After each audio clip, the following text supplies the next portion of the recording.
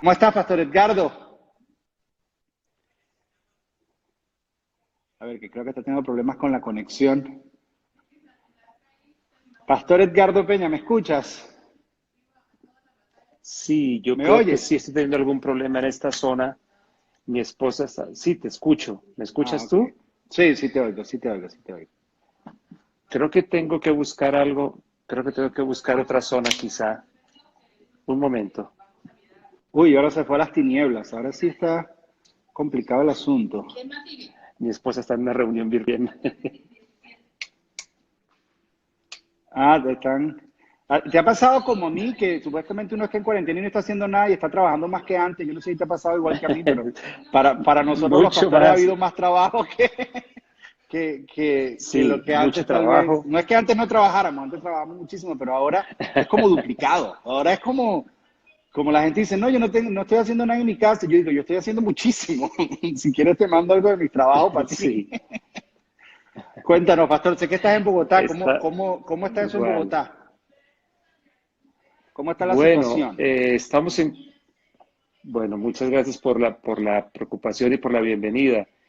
Yo llegué procedente de Lima a Bogotá el 16 de marzo por una ventanita increíble porque estuve a punto de quedarme en una especie de limbo. Wow. El gobierno del Perú el domingo 15 cerró fronteras y afortunadamente alcanzaron a darnos un espacio de 24 horas. Llegué el 16 a Colombia, pero llegué a cuarentena preventiva. Oh, wow. Luego, al siguiente fin de semana, hubo se llamó como simulacro de cuarentena en Bogotá, pero realmente eso terminó unido con la cuarentena definitiva. O sea que yo estoy en cuarentena desde el 16. Wow, ¿cuántos Bogotá, días? bueno, ya estamos en abril 2, entonces ya son 12, son, no sé, 18 días, ya no sé ni cuánto. Oh. Hoy estaba estudiando un poquito acerca de eso, de cómo los ritmos son necesarios. El pueblo de Israel tenía ritmos, tenía los ritmos diarios de sus oraciones, tenía los ritmos semanales del día de descanso y tenía sus fiestas anuales de ritmos. Y nosotros ahora sin ritmo no sabemos ni qué día es, no sabemos ni qué momento es, no sabemos nada y es horrible. Y te das cuenta cómo Dios pone estaciones y pone rutinas y pone ritmos que creo que son necesarios para el alma humana, porque si no nos volvemos locos y no nos encontramos. Es Entonces yo cierto. creo que es un poco lo que estás experimentando y lo que estás Es viviendo. cierto, porque si hago las cuentas, digamos, ya hoy es jueves, son sí, unos 18 días llevo en cuarentena. He salido un par de veces por asuntos de, uno a grabar reuniones de la iglesia y otra salida fue solamente traer provisiones para mi casa. Bogotá se ve muy extraña. Estamos con O sea, cifras, Bogotá se ve digamos, vacía. muy vacía, sí, muy Oh, wow, eso vacía. es raro en Es Bogotá. impresionante, sí, es impresionante. Sobre todo el primer día que salí para grabar, al regresar a mi casa siendo de noche, realmente era una sensación extraña porque era ver una ciudad medio fantasma, era algo, una sensación rara de verdad. Wow. Pero digamos que vamos bien frente a la pandemia. Las cifras en Colombia, me refiero el porcentaje de personas muertas frente al de personas infectadas, dice que las medidas están como funcionando. Qué bueno. Entonces, ahí vamos, ¿no? Ahí vamos con pues dificultades, obviamente, los retos. Nosotros hemos creado un fondo financiero para ayudar, un fondo de emergencia para Mm. ayudar a familias nuestras, porque la situación de muchos es muy difícil ya, porque Wow. algunos viven algunos porque son operarios, viven del día a día normal, otros no son operarios, son profesionales o tenedores de negocios, emprendedores, emprendimientos nuevos. Algunos ya están con apenas unos días prácticamente al punto de la quiebra. Wow. Entonces, hemos estado juntando dinero, ya ha habido una buena respuesta, ya empezamos a entregar dinero a algunas de las personas Qué nuestras. bueno. Ha sido muy interesante todo a lo que esto nos ha empujado también en muchísimos sentidos, ¿no? Mm. Gracias por preguntarme, Josué. Gracias. No, gracias. Ahí pone Otto. Porque nosotros aquí también estamos los domingos y dice que somos como Raúl Velasco, siempre en domingo. A todos, todos los domingos estamos conectados, no, no hay quien nos pare. Bueno, pastor, la idea que nosotros estamos haciendo es teniendo algún punto de conexión con la iglesia, a través de esto. Yo sé que tú también lo has estado haciendo por Facebook Live, te veo con tu guitarra y que llevas algunos mensajes y que llevas algunos devocionales y algunos pensamientos. Y eso es lo que hacemos un poco, tener un contacto. Aquí lo han llamado aislamiento social y nosotros estamos respondiendo con acercamiento espiritual. Y decimos aislamiento público y no social, porque ahora con las redes sociales estamos explotando la parte social de las redes para tratar de vernos cara a cara, para tratar de conectarnos. Y yo creo que por fin a estas redes se les está dando un buen uso, un uso positivo en toda esta pandemia mundial y creo que está teniendo un efecto positivo, se está usando de la manera correcta. Y yo te invité para que nos compartieras un poco qué es lo que Dios te está hablando en este tiempo. Esta mañana él y yo hablábamos, nos texteábamos y yo le compartí que estábamos hablando acerca de desiertos, de canciones de desierto. Tú me compartiste que en la iglesia estás hablando acerca de crisis, diferentes crisis que las personas viven en la Biblia y que se puede aprender. Y yo a la iglesia le dije hace un par de semanas que sí es cierto, tenemos que tener paz, tenemos que tener, les decía, tenemos que, no debemos dejar que el temor nos gobierne y nos controle, pero al mismo tiempo es que vamos a aprender de todo esto, porque sería muy triste pasar una pandemia mundial y estar del otro lado y decir, bueno, quedamos iguales y no aprendimos nada. Y yo creo que hay ciertas lecciones que tal vez a nosotros como hijos de Dios podemos aprender. Entonces, me encantaría que me contaras cómo interpretas tú esto, cómo tú lo ves.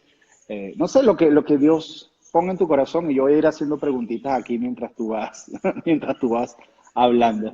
Pero me encantaría así Gracias, escucharte. gracias Joshua, gracias. Este es un tiempo que da para tantas cosas, ¿no?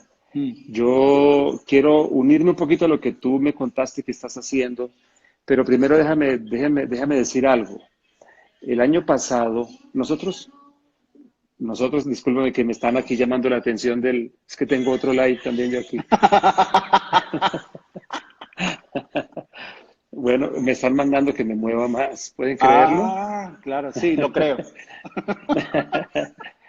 Bueno, quisiera aprovechar esa oportunidad para decir un par de cosas muy rápidas, iniciales.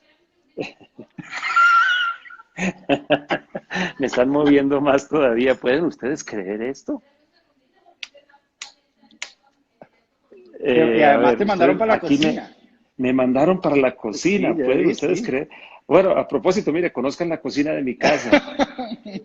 Y mi esposa vino para asegurarse que me encierre.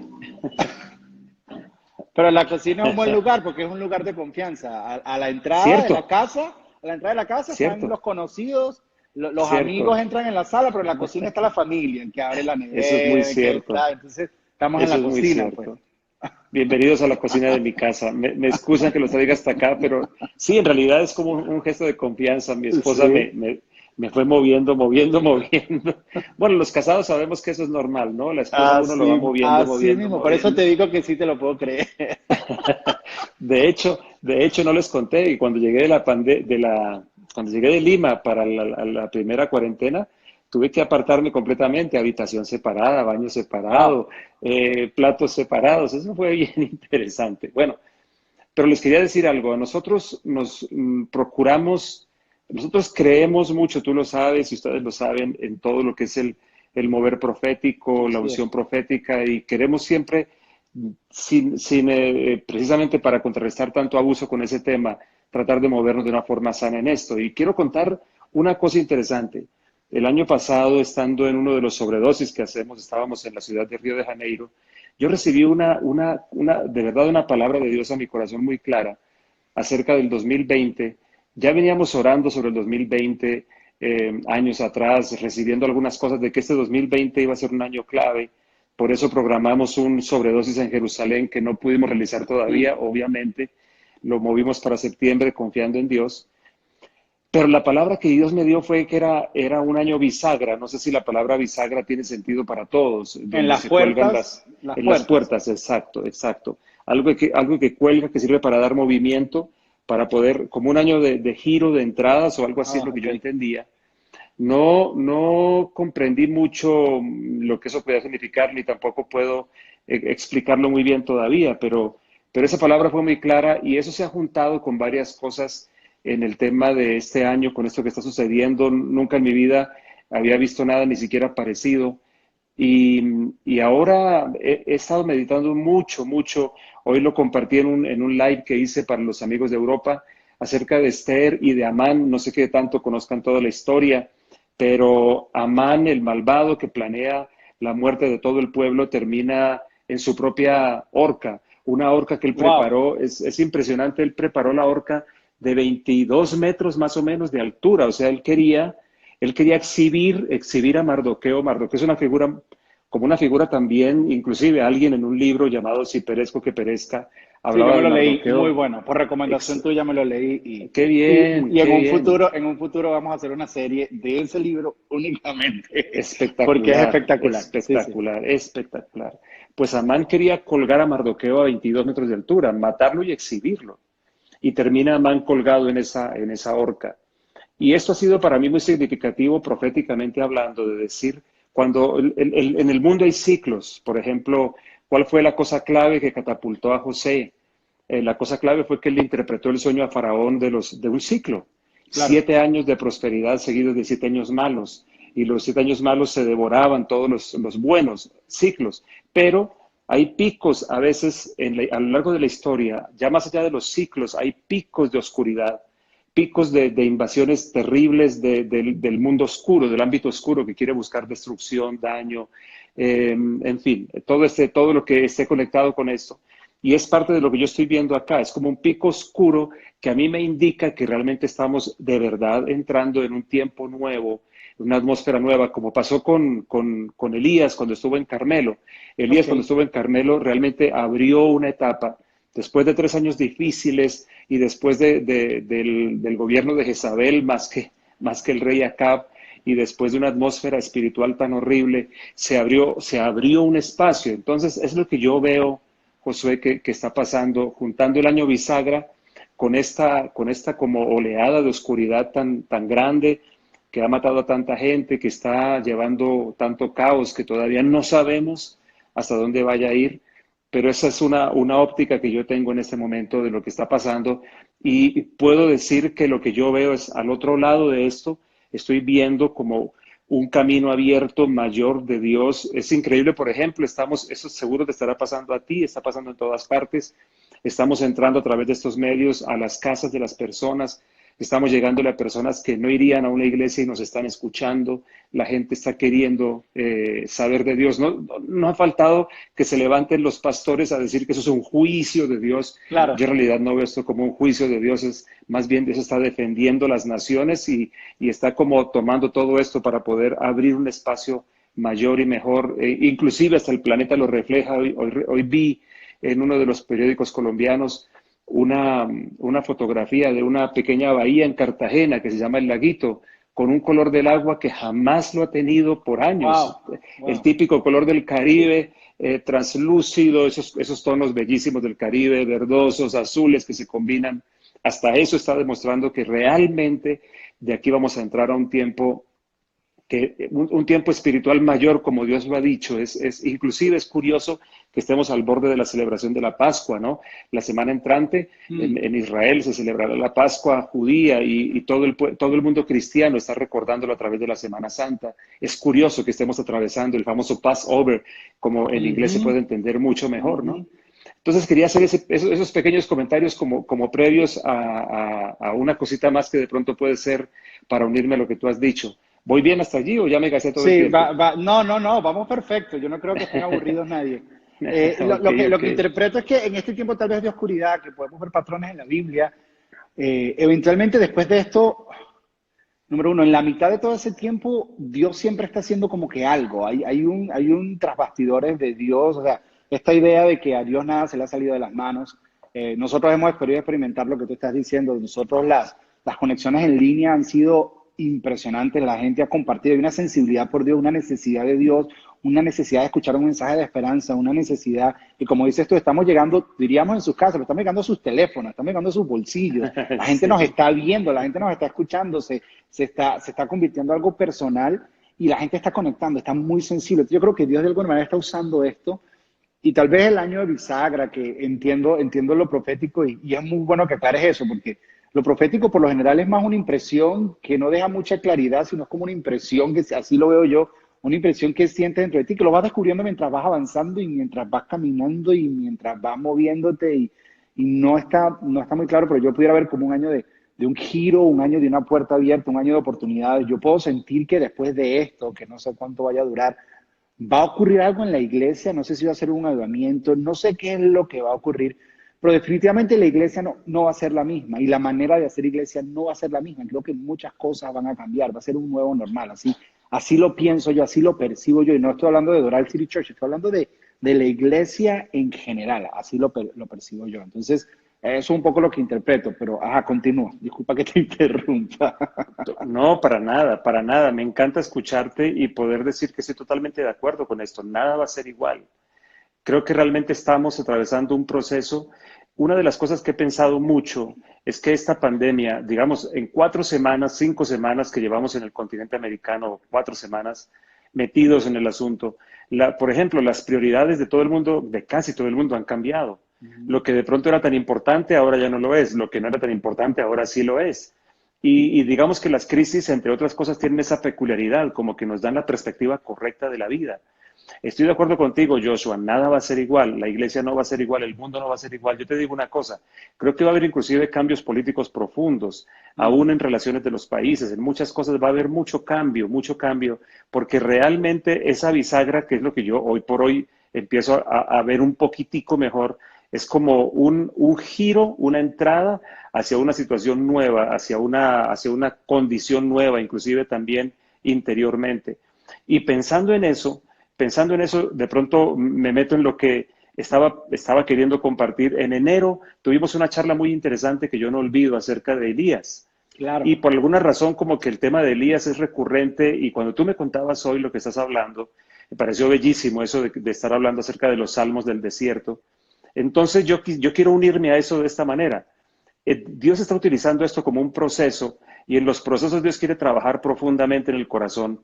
Una de las maneras, como yo entiendo la expresión formar, que es parte de lo que Dios quiere hacer, formarnos, es el darnos forma. Yo me inspiro un poquito en el ejemplo del escultor cuando está frente a un pedazo de piedra o frente a una madera y no hay nada allí y él empieza a sacar una figura bellísima. Y un día como que lo vi de una forma diferente. El escultor ya ve la imagen, ya ve la figura, ya la está viendo. Y entonces su oficio se hace más sencillo porque lo que él está haciendo es como quitando lo que estorba que la figura se vea, quitando lo que sobra. Es una forma diferente de verlo que algún día como que dije, tal vez eso es lo que pasa en el escultor, adentro él ya lo está viendo, pero necesita quitar algunas cosas. Yo creo que Dios también está trabajando en estos días en algo que no es agradable pensarlo ni decirlo, y es que los seres humanos necesitamos ser quebrados, positivamente hablando, ser quebrados para que emerjan las cosas más importantes, las más reales, las más profundas. Entonces, volviendo al tema de Elías, nosotros nos encontramos en enero hablando de Elías en Carmelo, cuando él estaba Claro que orando. sí. Y yo quiero retomarlo porque yo creo que, no estoy seguro si en ese momento les dije, hace muchos años yo me metí en el tema de Elías para revisar el camino que él recorrió. Él estuvo en 5 lugares claves, la Biblia identifica. El primero es Galaad, de donde él sale. Él era, lo llama Tisbita, la zona de donde Tisbita es un gentilicio, él era de Tisbe, y algunos afirman que Tisbe era de la zona de Ismael. Y entonces todo empieza a tomar no solamente la cara de los lugares geográficos, sino de hecho, los significados en el idioma original de los lugares ya dan una idea de que Dios realmente estaba llevando a Elías en un proceso. Entonces arranca de Galaad, que significa roca maciza, lugar áspero, y se compara como, el ejemplo que yo puedo utilizar es una piedra preciosa. Ninguna piedra preciosa sale pulida de la mina. Las piedras preciosas salen envueltas en rocas o en suciedad o en algo y necesitan un trabajo. Y Elías era un hombre dotado espiritualmente, claro, un tremendo hombre, pero evidentemente Elías después del proceso que ya voy a mencionar era otro. Dios lo lleva entonces de Galaad, le dice que vaya a un lugar llamado Kerit. Y Kerit, en el hebreo bíblico, Kerit significa lugar del filo, literalmente. O sea que Wow. está hablando no solamente de un lugar que ya de por sí era difícil, se dice de Kerit que era un arroyo que quedaba en un cañón muy profundo, pero en realidad Kerit era un lugar de algo más y sobre todo hay una evidencia de eso, Joshua y hermanos, y es lo que Dios le dice a él, le dice, tú vas a tener que beber agua del arroyo, y dice que le mandó cuervos para alimentarlo. Dios mío, es como la peor cosa para un profeta, cuervos para alimentarlo. eso demuestra que Dios estaba trabajando profundo en el corazón de él. Mucho que decir, pero no me quiero detener allí. De ahí lo lleva a otro lugar que es Sarepta. Y en Sarepta le dice, yo he dado una orden a una viuda, Una en un viuda. tiempo de hambre, una viuda. Y Sarepta en el hebreo antiguo significa, entre otras cosas, un horno, como un horno de fundición. Wow. Así que el proceso sigue. Y te repito, mucho que hablar. Después de 3 años es cuando él llega al siguiente punto, que es Carmelo, donde él reta a los profetas de Baal, donde la atmósfera de Israel cambia, porque esto es lo bonito. Cambió Elías y él provocó un cambio en la atmósfera del pueblo. Cambió Elías y él se volvió un instrumento, porque recuerda que él hizo descender fuego del cielo y eso está hablando de que Dios estaba ahora entrando de una forma nueva en la vida de la nación. Y Wow. yo creo que Dios va a entrar de una forma nueva en la vida de las naciones. No me refiero a los templos de las naciones, sino a la vida de las naciones, a la vida de verdad de las naciones. Pero, entonces, mira, va de Galaad a Kerit, de Kerit a Sarepta y de Sarepta a Carmelo. Ah, Carmelo, me olvidé decirte que Carmelo significa literalmente en el hebreo el lugar del fruto. Oh, Después de 3 años, este hombre era otro, ¿no? Claro, hay una diferencia muy grande, por ejemplo. En Galaad, él dice, vive el Señor, que no habrá lluvia ni rocío hasta que yo diga. Pero cuando llega Carmelo, el Señor le dice, ve y muéstrate acá y yo haré llover. Entonces Dios le dice, bueno, el asunto es aquí, soy yo, eres tú, o quién es el que lo va a hacer. claro. Pero digamos que allí pasa el fuego del cielo, vuelve a llover, Elías corre más rápido que el caballo, que el carro del rey, o sea, todo es sobrenatural. Y uno dice, y debería terminar la película, porque es como colorín colorado, este cuento se ha acabado, o comieron, o se casaron, fueron felices y Sí, ya, se ajá. acabó. Pero no, ahí arranca otro pedazo raro. Y el otro pedazo raro es el que tal vez ustedes recordarán donde aparece Jezabel. Jezabel le envía un mensaje amenazante a Elías. Esa Jezabel, eso de Jezabel tiene su significado grande en la Biblia, o yo no sé si es que uno puede decir que es que una mujer brava es una cosa muy seria, entonces pero lo puso, o sea, él enfrentó a 400 profetas de Baal y sale huyendo por una mujer. Hmm, Claro, esta mujer también tipifica un poder espiritual que claro. tal vez no hay manera de dimensionarlo. Pero ¿por qué llegó allí? Porque él camina 40 días y fíjate que pensando en Elías uno puede hablar de depresiones proféticas, porque Elías se deprime y Elías se tira por ahí en un árbol, debajo de un árbol, y él le dice a Dios, mátame ya, yo no soy mejor que mis ancestros. Y un ángel se le aparece y le dice, no, ya no, como algo así como no es tiempo de morirse, toma, come algo y sigue porque te resta un largo camino. Pero lo asombroso, Josué, es lo que pasa cuando él llega a Oreb. Oreb es el quinto lugar, o sea, salió de Galaad, fue a Kerit, que es el lugar de Galaad, la roca maciza. A Kerit, el lugar del filo. Del A filo. Sarepta, el horno de fundición. A Carmelo, el campo de fruto. Y ahora llega a Oreb. Pero Oreb literalmente habla del desierto, del Oh, lugar desértico. Entonces uno dice, Dios mío, ¿por qué después del triunfo llegar a este lugar así? Los desiertos ocupan un espacio en la vida, evidentemente. Y así los es. desiertos son una parte importante en los procesos. Eran una parte importante en la geografía de la Biblia, pero es una parte importante en la vida. De hecho, a mí hace muchos años Dios me dio una canción que no fue una composición, sino una inspiración. De hecho, fue en un tiempo de alabanza mismo, público. Esa canción aquí la grabó una iglesia famosa y la llamaron en el desierto. De hecho, la canción Ujú. realmente se llama Un canto de amor, que habla de lo que pasa en el desierto. ¿Por qué esto del desierto? Entonces, lo que asombra con Elías, a ver si redondeo la idea para no quitarte más tiempo, lo que asombra es que Elías llega al monte y entonces Dios lo confronta y Dios le dice, ¿qué haces aquí? Ya de entrada con esa pregunta, pues ya era preocupante, porque si yo soy profeta y Dios me dice, ¿qué haces ¿Qué aquí? hace aquí? Está en problema, claro. Sí, sí. La siguiente pregunta es dónde se supone que debería estar. Soy profeta y Dios me dice, ¿qué haces aquí? Ya entramos mal. Y Elías, como un ser humano que era finalmente, él responde un poquito de una manera retórica, ¿no? He sentido un vivo celo por el Señor de los ejércitos, a tus profetas han dado muerte, tus altares han derribado, y solo yo he quedado, y me buscan para matarme. Y es cuando viene el famoso relato de que pasa el viento recio y que viene el sonido estruendoso y todo lo que pasa allí, una serie de manifestaciones de Dios impresionantes. Pero luego de eso, Dios le dice, ponte a la puerta. Y él sale en la puerta de la cueva, yo no imagino cómo sería eso, y se cubre todavía con el manto.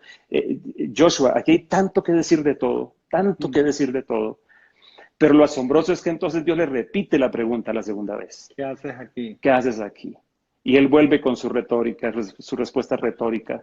Y Dios le dice, mira, Elías, yo tengo 7,000 como tú. Allí vienen un montón de cosas fuertes. Claro. Él dice, solo yo, y Dios le dice, tengo 7,000 como tú. Pero ¿a dónde es que yo voy? A que Elías tuvo en Horeb algo que no había tenido en ningún otro lugar. Él, digamos, en Querít, él se encontró con ese trabajo profundo de Dios, a su orgullo, a su ego enorme. Cuando va para Sarepta, él se encuentra allí con el trabajo de Dios del horno, por ejemplo, con lo que estamos viviendo, el fuego de la prueba, el fuego de la presión, eso es fuego que hace que las cosas se hagan evidentes. De hecho, la Biblia dice que la obra de cada uno va a ser probada por fuego. Llega a Carmelo y en Carmelo se encuentran los milagros de Dios. Pero en Horeb, y aquí pues yo digo esto a riesgo de sonar romántico, pero en Horeb Joshua se encontró con Dios. Ya no fue ni con el trabajo de Dios, ni con el cuchillo de Dios, ni con el horno de Dios, ni con el milagro de Dios, se encontró con Dios. Por eso yo creo que la única alternativa que le quedó a él fue cubrirse con el manto, ¿no? Porque claro, él dijo, ya aquí no hay nada más. Los desiertos tienen un propósito, por duros que sean. Los desiertos en realidad buscan que tengamos un encuentro con Dios que de un nivel mayor que en otro lugar no tendríamos. En el desierto pasan cosas que no pasan en ningún otro lugar. Yo sé que eso suena como fuerte, como difícil. ¿Quién quiere pasar por desiertos en la vida? ¿Quién quiere pasar por pruebas? ¿Quién quiere? El otro día yo le hablaba a mi gente del Salmo 91 y de las dos formas como Dios nos libra. Que Dios nos libra pero que también Dios nos libra en. Y la segunda, a nadie le gusta. Entonces el ejemplo, Daniel es ejemplo en dos casos. Dios no lo libró del horno de fuego, ese horrible, en el horno. ¿Te acuerdas del cuarto? Esa es una cosa que me impacta tanto, que había un cuarto caminando con ellos cuando Nabucodonosor va a mirar y que ya no debía quedar nada de ellos. Y lo que dice Nabucodonosor es, pero si no eran tres, porque yo veo un cuarto, el cuarto caminando en el horno. Eso a mí me conmueve, sinceramente. Lo libró en el horno, y cuando lo tiran al foso de leones, no lo libró del foso de los